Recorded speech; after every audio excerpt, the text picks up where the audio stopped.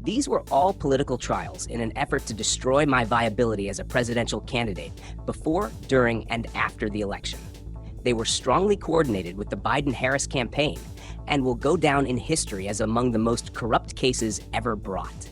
These two cases are even more ridiculous than the corrupt Letitia James case and will be found out to be so in the very near future.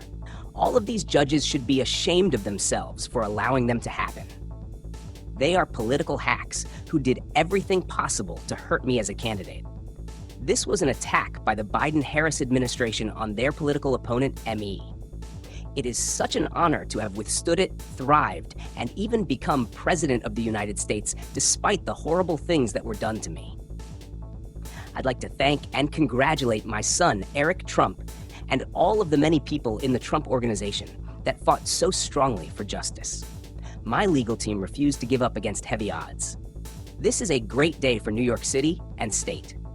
Donald Trump just declared a total victory after a New York appeals court threw out a massive civil fraud penalty over $500 million. But what did the court actually rule on? And is this really the end of the story?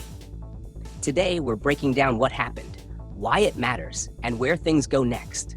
Stay to the end, because the real drama lies in the split opinions and how it might play out in New York's highest court.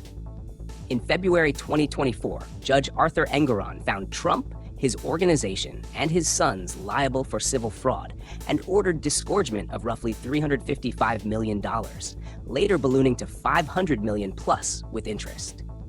On August 21, 2025, the New York Appellate Division overturned that penalty, ruling it excessive and in violation of the Eighth Amendment's ban on excessive fines. However, the ruling upheld the finding of fraud and left injunctive restrictions intact, such as bans on leadership roles for Trump and his sons and continued court monitoring. Fine thrown out? Fraud ruling still stands? Business restrictions remain. The 5-judge panel was deeply divided. 2 judges affirmed the fraud liability, but said the fine was unconstitutional. 2 different judges wanted a retrial due to procedural flaws. One judge, David Friedman, argued the case should have been dismissed entirely, calling it political, not legal. This fractured decision complicates things. It's not a clear win or loss, it's a muddled compromise. Legally, the penalty is out, but liability and restrictions remain. Plus, it opens the door to further litigation. Trump alleges coordination with the Biden-Harris campaign and labels Attorney General Letitia James's case corrupt. That mirrors his Truth Social post, but multiple news outlets confirm that the court did uphold the core fraud findings, saying Trump's team did misrepresent asset values to lenders. It's just the monetary punishment that was rejected.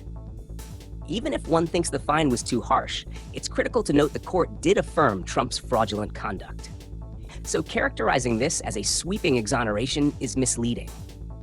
Letitia James plans to appeal to New York's Court of Appeals, the state's highest court.